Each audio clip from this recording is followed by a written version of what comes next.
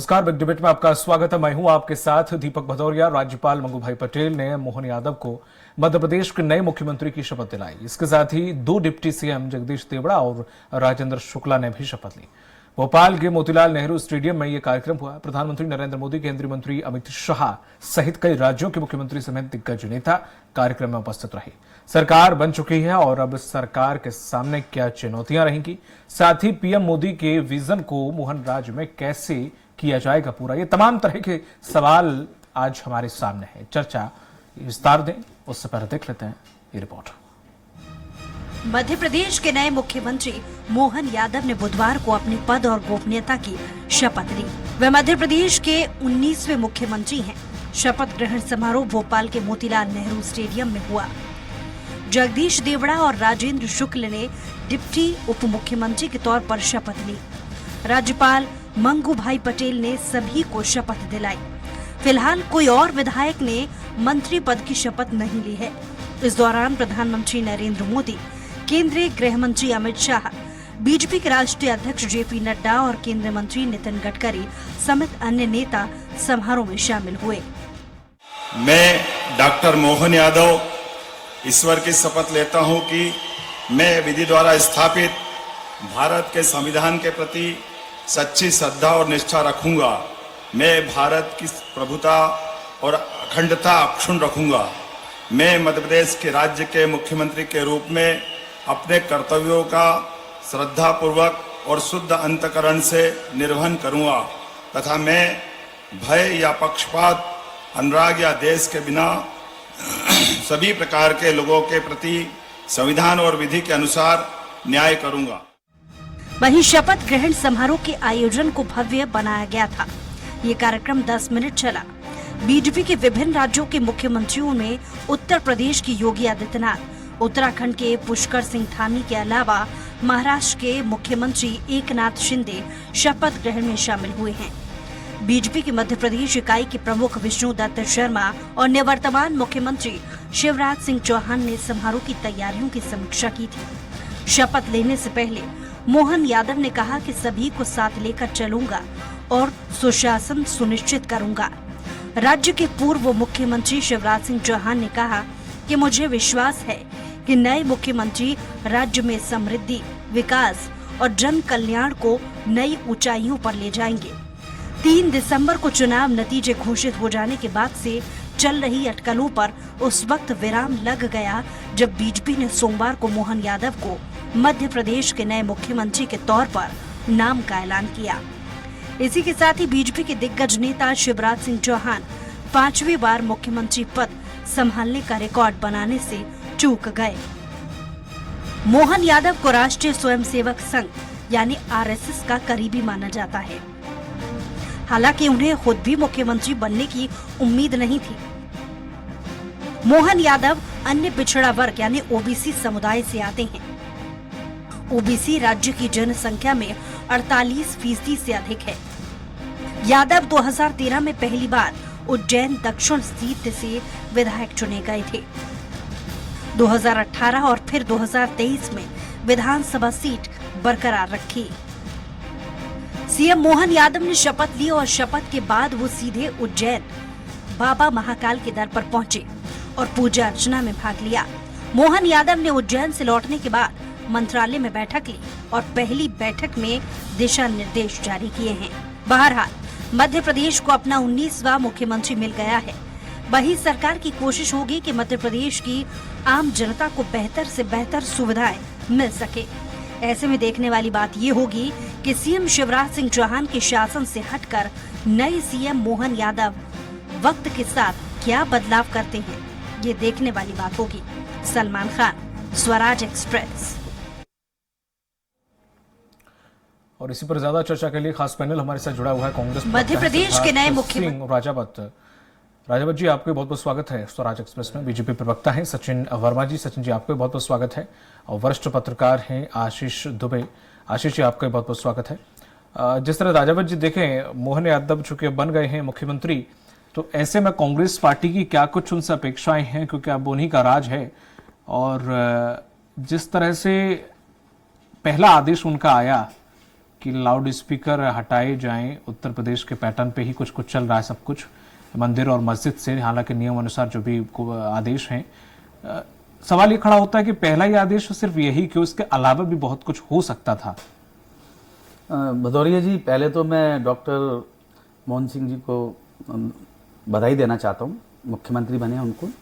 और दूसरा मैं आपको बता दूं कि मैं अभी प्रवक्ता नहीं हूँ, सचिव हूँ, तो आप मेरा डेजिग्नेशन उसको थोड़ा दुरुस्त करा दें। और रही बात, देखिए, अब जिस प्रदेश के अंदर 3.5 लाख करोड़ का कर्जा हो और आज वो आए हैं, ऐसे समय पे उन्होंने जिम्मेदारी संभाली है, जिस समय पे कोष खाली हैं, तो ये उनके लिए एक बहुत बड़ी चुनौती है।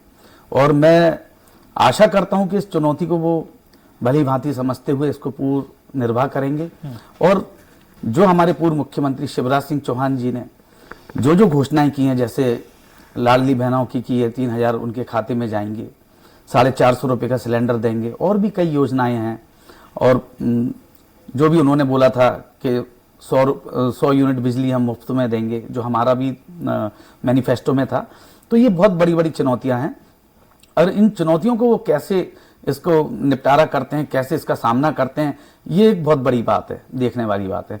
और देखिए, इसमें अनुभव भी बहुत काम आता है। देखिए, शिवराज सिंह चौहान जी के पास 18 वर्ष का अनुभव था, और वो जानते थे कि कौन सा स्टेप उठाना है, क्या करना है, कैसे क्या करना है। अभी भी आपको याद होगा कि जब आचार संहिता लगी उसके 1 माह पूर्व उन्होंने 6,000 करोड़ का लोन लिया था। तो ये एक बहुत बड़ी चुनौती है। पर ये वित्त मंत्री को जो अभी उप मुख्यमंत्री बनाया गया है, तो ये भी शायद उनके अनुभव में काम आएंगे। और मैं तो यही कामना करना चाहता हूं कि चलिए, आप मुख्यमंत्री बने, प्रदेश की खुशहाली के लिए आप अच्छा काम करें, और जो जो मामा जी ने घोषणाएं की थी उन घोषणाओं को पूरा करें। जो 25,000 उन्होंने घोषणाएं की हैं, जो पाइपलाइन में योजनाएं पड़ी हैं, उनको निरंतर चालू करें। अभी आज ही मैं अखबार में पढ़ रहा था कि मेट्रो की जो देरी हुई है उसमें 23,000 करोड़ का नुकसान हुआ है, जिससे यहाँ से लेके और अपना सीहोर तक एक और मेट्रो डाल सकते थे। तो ऐसी जो जो खामियां हैं उनको दूर करें, और बैठ के पूरा विश्लेषण करने के बाद पूरे प्रदेश के अंदर जो खुशहाली है और उसको निरंतर उसको आगे बढ़ाएं। और जिस प्रकार से भाजपा बोल के आई थी कि स्वर्णिम मध्य प्रदेश बनाएंगे, विकसित मध्य प्रदेश बनाएंगे, आत्मनिर्भर मध्य प्रदेश बनाएंगे, गुजरात मॉडल पे बनाएंगे, तो उसको चरितार्थ करके दिखाएं। ठीक। सचिन जी, जिस तरह से मोहन यादव जी के कंधों पर शिवराज सिंह चौहान की और अन्य घोषणाओं का भार, और सर पर प्रदेश का कर्ज का बोझ, और 2024 के चुनाव की नदी जिसे पार करना बड़ा मुश्किल है, बड़ा कटरीला रास्ता है, पत्थरों से भरा हुआ, जो अभी 2-4 महीने से कटने वाला है मोहन यादव के लिए, तो किस तरह से वो इस चीज को पार पा पाएंगे? क्योंकि एक परफॉर्मेंस भी चेक हो जाएगी आने वाले लोकसभा चुनाव में कि कैसे मुख्यमंत्री के तौर पर वो रहे हैं। समय हालांकि बहुत कम है। देखिए, अगर जन समर्थन का इस तरह का आशीर्वाद जैसा मध्य प्रदेश में और मध्य प्रदेश की जनता ने भाजपा को दिया है, तो इस तरह का जो भार है वो आभार में जो है परिवर्तित हो जाता है। और अब जो है एक नए युग का जो है सूत्रपात जो है भाजपा में हो चुका है। और भाजपा में अब जो एक युवा कंधों पर जिस तरह से भाजपा ने अपना एक विश्वास दिखाया है, तो अब मोहन यादव जी उन्होंने आज ही शपथ ली है। अब उन्हें थोड़ा सा समय प्रदान करें, और अब वो नए अपने आइडियाज के साथ में, नए एक विजन के साथ में इस मध्य प्रदेश को और आगे की तरफ लेके जाएंगे। ठीक है आशीष जी, जिस तरह से राजावत जी कह रहे थे कि नए नवेले मुख्यमंत्री हैं, पहली दफा मुख्यमंत्री बने हैं, तो एक अनुभव का थोड़ी सी कमी रहेगी। लेकिन हमने अक्सर कुछ सालों में एक राजनीति में एक देखा है, चाहे वो सीएम योगी आदित्यनाथ रहे हों या फिर सीएम धामी रहे हों, कुछ महीने के लिए बने और फिर पूरा दोबारा रिपीट किए गए। एक बार ही बने, कोई ज्यादा अनुभव नहीं था, उसके बाद भी उनका ऐसा वर्चस्व उन्होंने जमाया अपना कि लगातार फिर वही बन रहे हैं। तो ऐसा कहीं मोहन यादव के साथ भी नहीं हो भी सकता है, उनके साथ भी हो? नहीं, क्यों नहीं, मोहन यादव के साथ भी सबसे एक इस उनके नएपन के बावजूद भी एक उनके साथ एक प्लस पॉइंट है कि प्रशासनिक कामकाज की गति को और चाल को और उसके प्रोसेस को समझते हैं। इसलिए क्योंकि वो मंत्री रहे, 2-3 विभागों में वो मंत्री रहे, काफ़ी समय उन्होंने इसमें गुजारा है, तो वो उस तरीके को समझते हैं कि कैसे काम होता है। तो ये एक उनके लिए प्लस पॉइंट है, जो जो दूसरे फर्स्ट टाइमर जो भजन लाल वर्मा या जो शर्मा बनेंगे उनसे तो थोड़ा बेहतर उनके पास अनुभव होगा। लेकिन देखिए अनुभव के साथ साथ चीज़ों को समझने में, क्योंकि अब एक बड़ा दायरा उनके पास है काम का, पहले एक विभाग 2 विभाग थे, तो इसलिए अब उनको उन चीज़ों को समझने में और अपनी पकड़ बनाने में उनको समय लगेगा निश्चित तौर पे। बस ये है कि वो जितना क्लियर विजन के साथ पेश आएंगे अधिकारियों के सामने उतना बेहतर चीज़ें होंगी।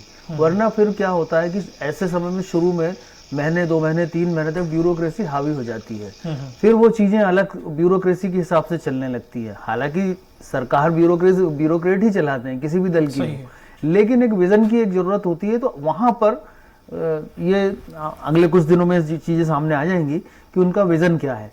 लेकिन जिस तरह का उनका जो राजनीतिक करियर है और जिस तरह की चीजें हैं उसमें उनको कुछ चीज़ों को बहुत सावधानी से या जिसको क्या समझ के साथ आगे बढ़ना पड़ेगा। क्योंकि पहली बात यह है कि पिछले 18 साल से 18.5 साल से कांग्रेस के 15 महीने छोड़ दें तो पूरी ब्यूरोक्रेसी के अलग माइंडसेट पे काम कर रही है। खास तौर पे जो नए ब्यूरोक्रेट्स हैं जो 2000 के बाद भर्ती हुए हैं वो तो उन्होंने तो कोई और सरकार ही नहीं देखी, तो वो एक सेट पैटर्न पे पूरा प्रशासन चल रहा है। और पिछली बार भी अभी जो पिछले मुख्यमंत्री थे शिवराज सिंह चौहान, उस वक्त भी ये बात लगती थी कि ब्यूरोक्रेट्स बहुत हावी हैं, क्योंकि वो उनकी एक रिदम बन गई है सरकार के साथ, सीएम के साथ, तो वो एक अलग तरह का पैरेलल सब चीजें चलती हैं। तो ऐसे वक्त पे इनको इस चीज की सावधानी रखनी होगी कि उनका विजन क्या है वो सामने आए, और वो जितना जनता से जोड़ने की कोशिश करेंगे उतनी जल्दी वो चीजों को समझ लेंगे। लेकिन एक बात और है कि शिवराज सिंह चौहान की छवि इन सारी चीजों के बावजूद भी काफी लिबरल सी थी। वो बहुत सारी चीजों को समझते थे, बहुत सारी चीजों में उनकी बातों में यदि कभी कट्टर कोई बात झलकती थी, किसी चीज के प्रति वो कट्टर होते थे, तो उतने मुलायम भी किसी चीज के प्रति हो जाते। तो उनको बहुत सारी चीजें थी। ये अभी देखना होगा कि ये किस तरफ जाना चाह रहे हैं। जैसा आपने शुरू में कहा कि वो उत्तर प्रदेश की तरह उन्होंने एक ऑर्डर शुरू किया, और दूसरी चीज तो वो सब चीजें जो है आज उनका चूंकि पहला आदेश है तो ये चीजें चलती हैं। जो भी जरूरत होगी, जो भी कानूनन होगा वो तो वही कर पाएगी ब्यूरोक्रेसी भी। लेकिन ये एक ऐसा वक्त है कि जब वो अपनी छवि गढ़ेंगे, तो ये उन्हें तय करना है कि वो किस तरह की छवि गढ़ना चाहते हैं और मध्य प्रदेश की जरूरत क्या है। ठीक है सिद्धार्थ जी, मध्य प्रदेश की जरूरत का जो कि आशीष जी ने कहा है, तो मध्य प्रदेश की जरूरत और उत्तर प्रदेश की जरूरत का जो पैटर्न है कार्यशैली का, सरकार चलाने का, वो वहां पे बड़ा पॉपुलर हुआ है। और वहां से कुछ झलक हमने शिवराज सरकार में भी देखी थी, कई जगह बुलडोजर और तमाम सारी चीजें हमें देखने को मिली थी। वो भी उसी पैटर्न पे काम कर रहे हैं। तो जिस तरह से ये भी संगठन से जुड़े हुए हैं, आरएसएस काफी रहा है नाता उनका, काफी संगठन में काम किया है, तो ये भी अगर उस पैटर्न में चले, क्योंकि पॉपुलैरिटी और बीजेपी की एक विजन कहीं ना कहीं वो उत्तर प्रदेश में जो है वो कहीं ना कहीं हर राज्य में वो थोड़ा थोड़ा दिखाई देने लगा है, चाहे वो उत्तराखंड हो, चाहे वो अन्य राज्य हो, चाहे वो हम आसाम को देख लें, हेमंत बिस्व शर्मा, यहाँ पर भी वही कुछ कुछ देखने को मिल रहा है। तो क्या आने वाली नई सरकार इस पैटर्न पर जाती है तो कांग्रेस का स्टेप क्या होगा?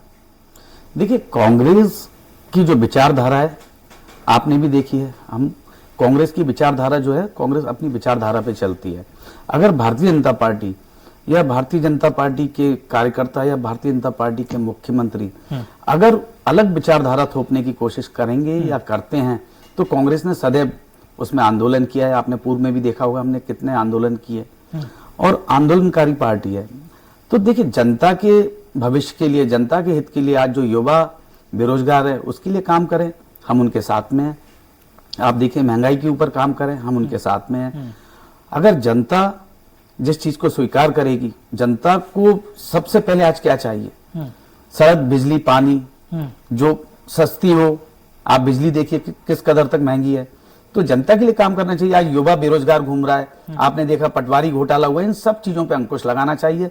अभी आशीष सर ने जो बोला, मैं उस बात से सहमत हूं कि अब जो ब्यूरोक्रेसी है वो किस प्रकार से हावी है मध्य प्रदेश के अंदर, वो अपनी बात को मनवा रही है।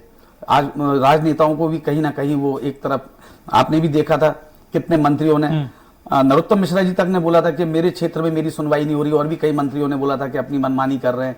ज्योतिरादित्य सिंधिया जी ने इस बात को उठाया था कि शिवपुरी के एसपी कलेक्टर और गुना के मेरी बात नहीं सुन रहे हैं, उसकी बाकायदा सिसोदिया जी ने उसकी कंप्लेंट की थी। तो देखिए, कहीं ना कहीं आप जनता के नुमाइंदे हैं, जनता ने आपको जिता के भेजा है, जनता और युवाओं के लिए आप अच्छा काम करिए, कांग्रेस पार्टी सदैव आपके साथ में रहेगी। हमारा जो वचन था, जो वचन पत्र था, उसमें भी हम यही कह के गए थे, जो यूथ मैनिफेस्टो है, यूथ मैनिफेस्टो पे काम होना चाहिए। आज मध्य प्रदेश को हमें विकसित राज्य बनाने के लिए, हमारी 5-6 सीमाओं से घिरा हुआ, 5-6 राज्यों की सीमाओं से घिरा हुआ मध्य प्रदेश है। हमारे में टूरिज्म की यहाँ पे संभावनाएं, नए नए उद्योगों की संभावनाएं, उस पे काम किया जाए। हमारे जो बेरोजगार युवा है, जो पलायन करके अन्य स्टेटों में जा रहे हैं, उनको यहीं रोका जाए। हमारी जो लेबर है, आप देखिए मध्य प्रदेश की लेबर आज सबसे ज्यादा पूरे हिंदुस्तान में फैली पड़ी हुई है। आप कर्नाटका देखिए, आप केरल देखिए, वहां की कोई भी लेबर क्या मध्य प्रदेश में आके काम कर रही है? आप हमारा बुंदेलखंड की आप लेबर देखेंगे, कहीं भी जाएंगे आपको वहां की लेबर मिलेगी। तो हम सबसे पहले पलायन रोकें, उनको यहाँ रोजगार दें, युवाओं को रोजगार दें, उनको नए आयाम दें, टूरिज्म में नए नए डेवलपमेंट करें। मध्य प्रदेश को एक बड़ा विकसित रूप से बना सकते हैं, जो माननीय कमलनाथ जी का एक विजन था।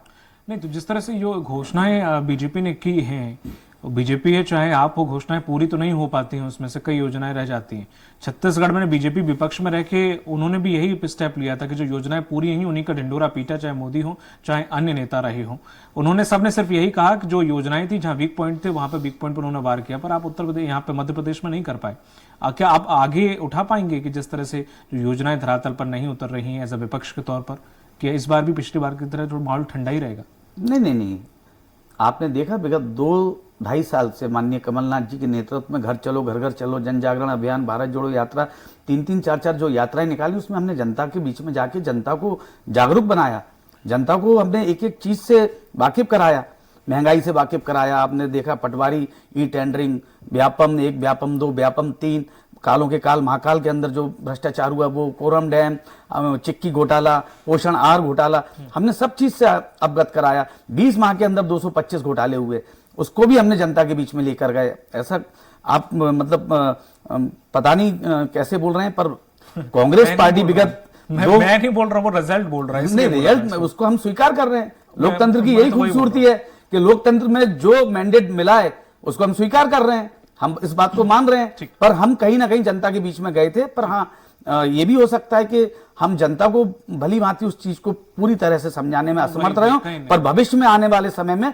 हम इसी प्रकार से जनता के बीच में जाएंगे। जो भी भारतीय जनता पार्टी की जो सरकार बनी है, उसकी जो भी खामियां होगी उसको हम उजागर करेंगे। ठीक है सचिन जी, जो पहला आदेश आया है मोहन यादव जी का, वो पहला आदेश है कि जो भी नियम अनुसार लाउड स्पीकर है, मंदिर हो चाहे मस्जिद, उनसे उतरवाए जाएं। ऐसा नहीं लगता आपको कोई भी सरकार का जो पहला आदेश होता है वो सरकार की छवि एक दर्शाता है कि आगे भविष्य में क्या कार्य प्रणाली रहेगी या क्या दिशा रहेगी? क्योंकि हमने छत्तीसगढ़ में जब देखा कि मुख्यमंत्री पहली बार बने सीएम भूपेश बघेल, सबसे पहले जाके उन्होंने किसानों की कर्ज माफी की फाइल पे जाके साइन किए थे, तो एक इमेज बनती है। तो जो पहला जो स्टेप लिया है वो थोड़ा सा ऐसा नहीं लगता इसकी जगह कुछ और भी होता तो ज्यादा बेहतर होता? ठीक, ये भी है। देखिए, अब क्या होता क्या नहीं होता इसकी गुंजाइश तो हमेशा बनी रहती है, बट जो भी किया गया है, नॉइस पॉल्यूशन रूल्स हैं वो 2000 में बने हुए हैं, उसके इम्प्लीमेंटेशन का आदेश दिया गया है। कोई नई बात कोई लागू नहीं की गई है। जो ऑलरेडी रूल्स हैं उसके सख्त परिपालन के संबंध में दिशा निर्देश जारी किए गए हैं। जहां तक अनुभव की बात है, तो 2014 से कांग्रेस जो है राहुल गांधी जी को प्रधानमंत्री के कैंडिडेट के रूप में प्रोजेक्ट कर रही है। अब राहुल गांधी जी के बाद पास में कौन सा प्रशासनिक अनुभव है? वो कहीं के मुख्यमंत्री बने या उन्होंने केंद्र सरकार में कहीं कोई मंत्री का पद लिया, उस पर कोई कार्य किया। राहुल गांधी जी को कभी भी प्रधानमंत्री के रूप में पेश नहीं किया गया है। देखिए, आप एक ही बताइए, आप एआईसीसी की एक भी प्रेस वार्ता बताइए। सचिन जी, मैं क्षमा चाहता हूँ के रूप में पेश नहीं किया, मैं क्षमा चाहता हूँ बीच में बोलने के लिए, पर आप कम से कम ये लांछन न लगाइए कि कांग्रेस पार्टी ने राहुल जी को प्रधानमंत्री, कांग्रेस उनको प्रधानमंत्री का कैंडिडेट नहीं मानती है। बोले ये कि नहीं, सुनिए आप, कैंडिडेट नहीं सुनिए आप, आज तक वो कैंडिडेट नहीं है। बोलिए ना। नहीं, आप मेरी बात सुनिए। आप जो बात बोल रहे हैं, आप जो बात बोल रहे हैं, कैंडिडेट नहीं थे। सुनिए, मैं आप जो वर्मा जी आप जो बात बोल रहे हैं, मैं उसी बात पे बोल रहा हूं कि हमने कभी भी उनके राहुल जी को ने कभी ये नहीं बोला कि मैं प्रधानमंत्री बनना चाह रहा हूं। और आपको याद होगा, सोनिया जी जिस समय पे मनमोहन सिंह जी को बनाया था, सारे के सारे लोग सोनिया जी को बनाना चाहते थे और उन्होंने साफ मना किया कि मैं प्रधानमंत्री। कांग्रेस पार्टी के अंदर गांधी परिवार कभी भी प्रधानमंत्री बनने का लालच नहीं रहता। 2004 से 14 तक आपकी सरकार थी। मैं 2014 की बात कर रहा हूं, जिस समय मोदी जी को प्रधानमंत्री का कैंडिडेट डिक्लेयर किया गया भाजपा की तरफ से। तो आपकी तरफ से जो है राहुल गांधी जी को प्रधानमंत्री का उम्मीदवार माना गया। तो आज की डेट में उनके पास में कौन सा प्रशासनिक अनुभव है? हमारे माननीय मुख्यमंत्री मोहन यादव जी 3 बार के विधायक हैं, मंत्री रहे हैं, उच्च शिक्षा मंत्री रहे हैं, संगठन में उनका एक व्यापक अनुभव है, ओजस वक्ता हैं। तो इस तरह से जो है उनका जो अनुभव है उस पे अगर प्रश्न चिन्ह लगाया जाएगा तो आपसे पूछा जाएगा कि राहुल गांधी जी का क्या अनुभव है, क्या प्रशासनिक अनुभव है। तो इसलिए वर्मा जी शायद आपने ध्यानपूर्वक सुना नहीं क्या बोला है मैंने उन पर प्रश्न चिन्ह नहीं लगाया। मैंने कहा ये अनुभव काम करेगा। मैंने ये बोला है कि जो अनुभव 18 वर्ष का शिवराज सिंह जी के पास था, उस अनुभव के हिसाब से वो हर चीज को मैनेज कर रहे थे, कैसे भी कर रहे थे एन कैन प्रकार।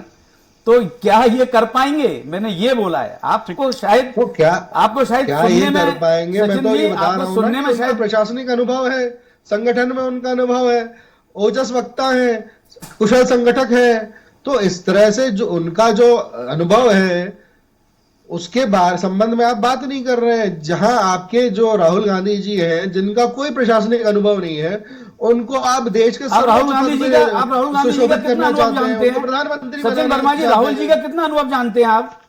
जितने आपके भाजपा पे किसी पे डिग्री नहीं होती, उन पे सार्वजनिक मंच पे जो अनुभव उनका है 3500 मैं जानता हूं जो उपलब्ध है। सुनिए, 3500 किलोमीटर पैदल चले, अगर कुछ ज्यादा हर प्रदेश की जनता से मिले, जितना अनुभव आज उनके पास है उतना शायद आपके पास किसी पे नहीं होगा। वो कहाँ के मुख्यमंत्री रहे मुझे नहीं मालूम कि राहुल गांधी कहाँ के। बस हाँ, ये जरूर है कि उन पे एंटायर पॉलिटिक्स की डिग्री नहीं है राहुल जी पे। किस पद पे मंत्री रहे हैं, कौन से केंद्रीय मंत्री रहे मुझे नहीं मालूम है। सार्वजनिक मंच पे उनके बारे में ऐसी कोई जानकारी नहीं रही है कि वो कभी मुख्यमंत्री या मंत्री या केंद्रीय मंत्री रहे हो। ठीक है आशीष तो जी, इस तरह से जो है आशीष जी, सचिन जी आप 13 बार तो उनकी लॉन्चिंग कर चुके हैं। ठीक है सचिन जी, ठीक। आशीष जी, मोहन यादव जी के लिए जो सरकार है, पिछले विरासत में चाहे वो कर्ज हो या उपलब्धि हो, सब उन्हें विरासत में मिली है, चाहे वो प्रो हो चाहे कॉन्स हो। उसको लेकर मोहन यादव जी की आपने भी कार्यप्रणाली देखी होगी। उच्च शिक्षा मंत्री रहे हैं, कई पद उन्होंने संभाले हैं, 1982-89 से वो संगठन से भी जुड़े रहे हैं, छात्र नेता रहे हैं, तमाम सारे उन्होंने अनुभव लिए हैं। एज अ पर्सनली अगर आप उन्हें जानते हैं, उनकी कार्यप्रणाली को आपने देखा है, तो किस तरह से उनके सामने क्या चुनौतियां रहेंगी और कैसे वो पार पा पाएंगे?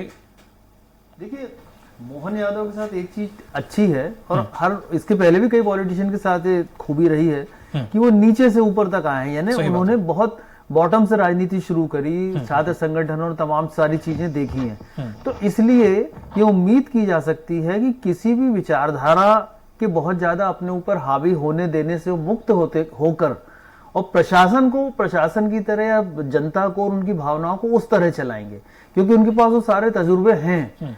तो अब समस्या उनके साथ ये जरूर आएगी, और वो नहीं होते तो जो होता उनके साथ आती, कि जो मध्य प्रदेश पे कर्ज है और मध्य प्रदेश में जो घोषणाएं हैं, मतलब इतनी सारी घोषणाएं हैं, और जो घोषणा उनके मुख्यमंत्री बनने के 1-2 दिन पहले तक भी होती रही और चुनाव परिणाम के बाद तक भी वो वादे आश्वासन होते रहे। तो इतनी सारी घोषणाओं का अमली जामा पहनाना, वो अचानक मतलब मुख्यमंत्री बने हुए किसी भी नेता के लिए इतना आसान नहीं होगा, क्योंकि ये एक वित्तीय पक्ष होता है सरकार का, जिसको बहुत तरीके से जिसको हैंडल किया जा सकता है। और दूसरी बात यह है कि उन घोषणाओं, अब एक दुविधा ये होगी कि उन घोषणाओं को वो वापस लागू रखते हैं जो भाजपा सरकार ने की, मसलन लाडली लक्ष्मी योजना है और किसानों की है, जो जितने भी वादे इरादे जो भी हैं, यदि वो उनको लागू रखते हैं तो उसका पैसा कहां से लाएंगे, और क्या उस योजना को लागू करने के बदले में वो ये आश्वासन देंगे कि जनता पे कोई नया कर्ज नहीं होगा, ये नया टैक्स नहीं होगा। तो ये एक दुविधा जो है उनके साथ बहुत ज्यादा है। कांग्रेस सरकार में आती तो उनके साथ भी होती, और मोहन यादव की जगह भाजपा का कोई और भी आता तो भी होती। इवन शिवराज सिंह भी बनते तो उनको समस्या ये जरूर आती कि जो आय जो है मध्य प्रदेश की, वो तो पता है कितनी आय है, लेकिन व्यय बहुत ज्यादा है। तो इन सारी परिस्थितियों में, इसीलिए मैंने कहा था शुरू में कि मध्य प्रदेश की जरूरतों के हिसाब से उनको अपने आप को ढालना होगा। पार्टीगत जो विचारधारा है वो एक अलग होती है, और सरकार में आने के बाद वो सारी चीजें थोड़ी गौण हो जाती हैं। और मध्य प्रदेश के जो विस्तृत व्यापक इंटरेस्ट में जो करना होता है वो करना जरूरी होता है। तो सबसे पहले वित्तीय प्रबंधन पे उनको ध्यान देना ही होगा, और मुझे लगता है वो समझ भी गए होंगे पिछले 48 घंटों में कि उनके लिए क्या जरूरी होगा। तो वित्तीय प्रबंधन मध्य प्रदेश के लिए सबसे जरूरी बात है।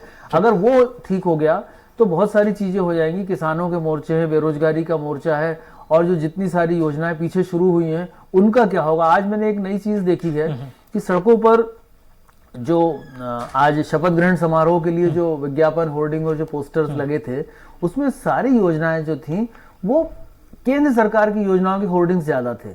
प्रधानमंत्री कृषि योजना, प्रधानमंत्री अन्न, या जो इस तरह के जो भी होती हैं, तो वो बहुत सारे ज्यादा थे।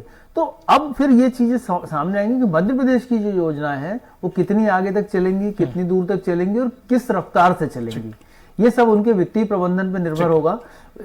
किस्मत एक उनके साथ अच्छी है कि जगदीश देवड़ा जो वित्त विभाग देख रहे थे वो उनके साथ हैं अभी, तो वो कुछ चीजें हो सकता है आसान हो। बिल्कुल, अभी देखने वाली बात होगी दोनों उप मुख्यमंत्री की क्या कुछ भूमिका इसमें रहने वाली है। बहुत बहुत शुक्रिया इस पर चर्चा में शामिल होने के लिए सिद्धार्थ जी, सचिन जी और आशीष जी, आप तीनों लोगों का बहुत बहुत शुक्रिया। इस वक्त की बड़ी खबर आ रही है भोपाल से। मुख्यमंत्री मोहन यादव ने की पहली राजनीतिक नियुक्ति। जी हां, पूर्व कृषि मंत्री रामकृष्ण कुसमारिया को बनाया गया पिछड़ा वर्ग आयोग का अध्यक्ष। इस वक्त की बड़ी खबर हम आपको बता रहे हैं, पहली राजनीतिक नियुक्ति की है। पूर्व कृषि मंत्री रामकृष्ण कुसमारिया को दी गई जिम्मेदारी। जी हां, कुसमारिया को बनाया गया पिछड़ा वर्ग आयोग का अध्यक्ष। इस वक्त की बड़ी खबर, मुख्यमंत्री मोहन यादव ने की पहली राजनीतिक नियुक्ति। रामकृष्ण कुसमारिया को बनाया गया पिछड़ा आयोग का अध्यक्ष। इस वक्त की बड़ी खबर हम आपको बता रहे हैं।